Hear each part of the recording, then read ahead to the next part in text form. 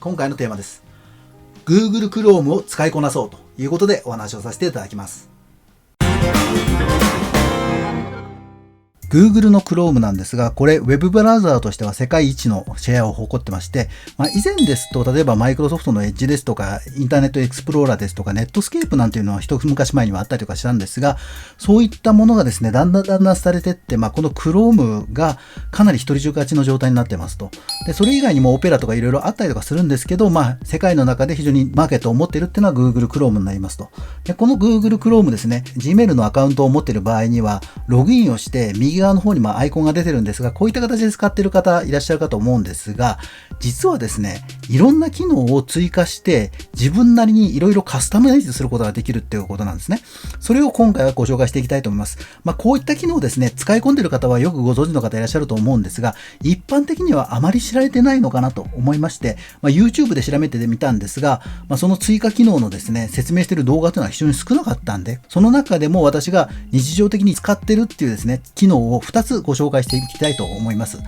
それではですね、実際に Google Chrome を開いていただきまして、Web ストアをですね、開いていきたいと思います。Web ストアは今下の方に出てるんですが、こういった形で出てきてない方もいらっしゃるかと思いますんで、Google の方で、Chrome ストアというのを検索してみたいと思います。そうすると、Chrome Web Store 拡張機能というページが出てきました。これを開いていきます。で、開いていきますと、これは何なのかっていうと、例えば Apple Store とか Android のストアと同じような形で、Chrome の中に追加機能を入れるためのページになります。で、追加の機能ですね、有償無償あったりとかするんですが、無償でもですね、かなりいろんなことができますので、この中で紹介をしていきたいと思っております。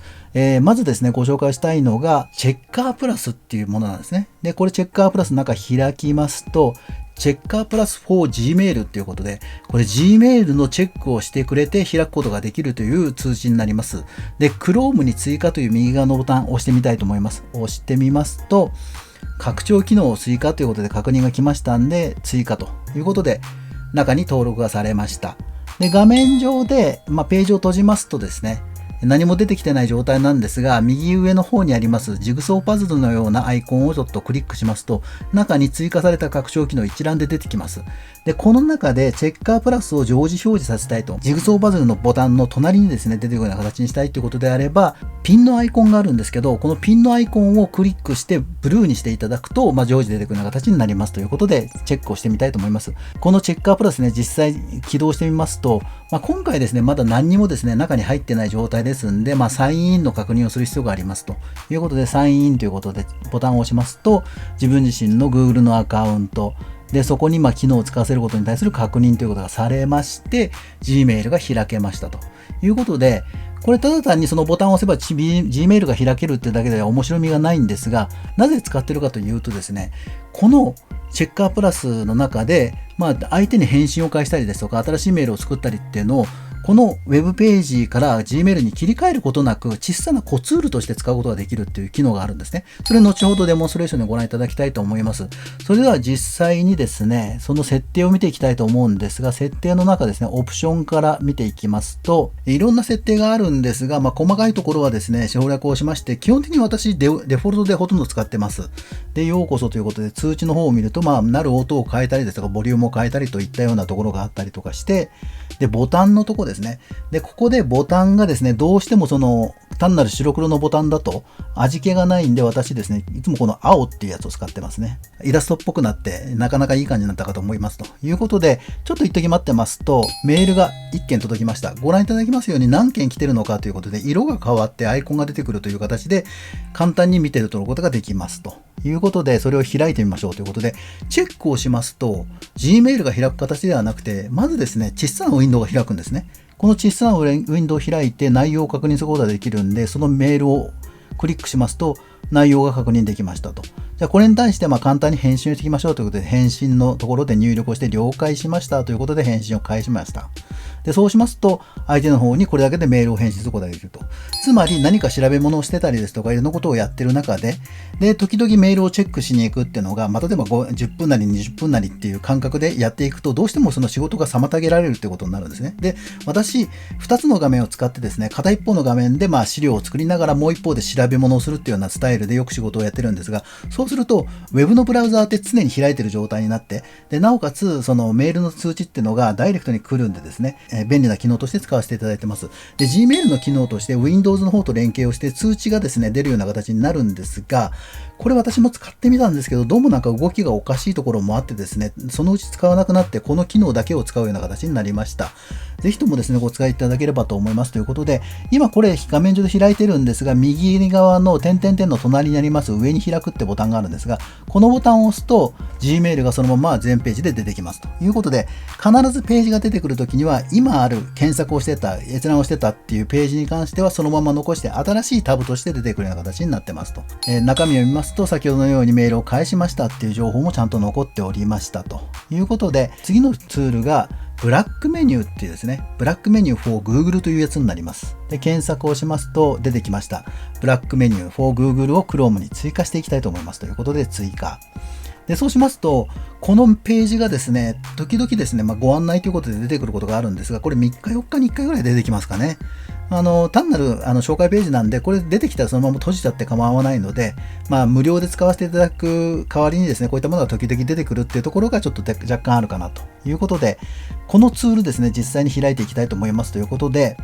拡張機能で同様にピンに合うようにしていただいて、常時表示ということで、実際にその使い方ということなんですが、検索のところ Google 検索を押しますと、Jimny と検索をすると、全てで検索がされて、画像でも検索ができて、動画でも検索できるということで、言ってみればスマホの画面ぐらいの感覚で、ちょっとした調べ物をするっていうのが、作業をやってる最中に必要だということであれば、こういったことも使えるのかなということで、私自身はこの検索の機能はあんまり使ってないですね。一番使ってるのは下にあるこの翻訳の機能ですね。調べ物をしたいとか、これ表現間違ってないかな、どうかなっていうのをチェックするときに、いちいち Google 翻訳を開いて確認をするとどうしても占拠されてしまうんで、作業をしながら、ここで簡単にチェックだけをするといったようなことは日常の中でよくやってますということで、その他にもいろんなツールがあるんですが、ご覧いただいて分かりますように、これ全てですね、Google のツールなんですね。実は Google のツールって Gmail とか YouTube だけじゃなくて、本当にいろいろあるんですね。Google ドライブとかもまだご存知かと思うんですが、カレンダーですとか Keep ですとか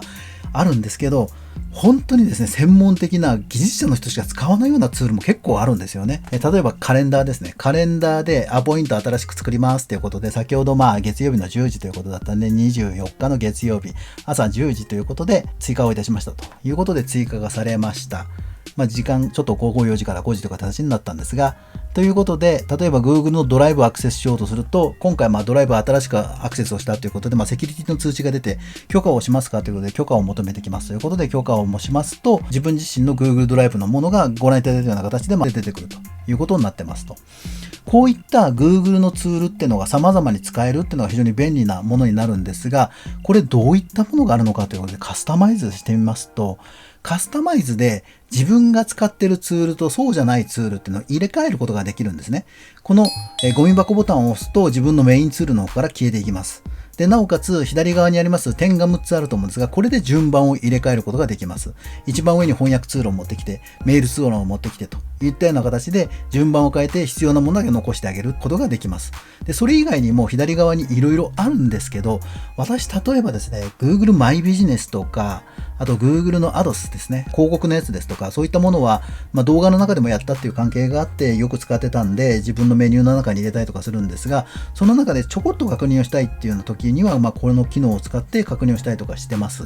で、こういったですね、Google のツールを使い込んでいく中で、自分自身の必要なものだけをですね、メニュー化して、で、そこにちょこっとだけアクセスをして、で、必要であればまた画面を開いて確認をするといった使い方ができますので、これ非常に便利な使い方かと思います。このチャンネルの中ではこういったですね、いろんなその Web のサービスっていうのを、実際の業務の中でどのように使えるのかっていうことをご案内させていただいております。で、なおかつ、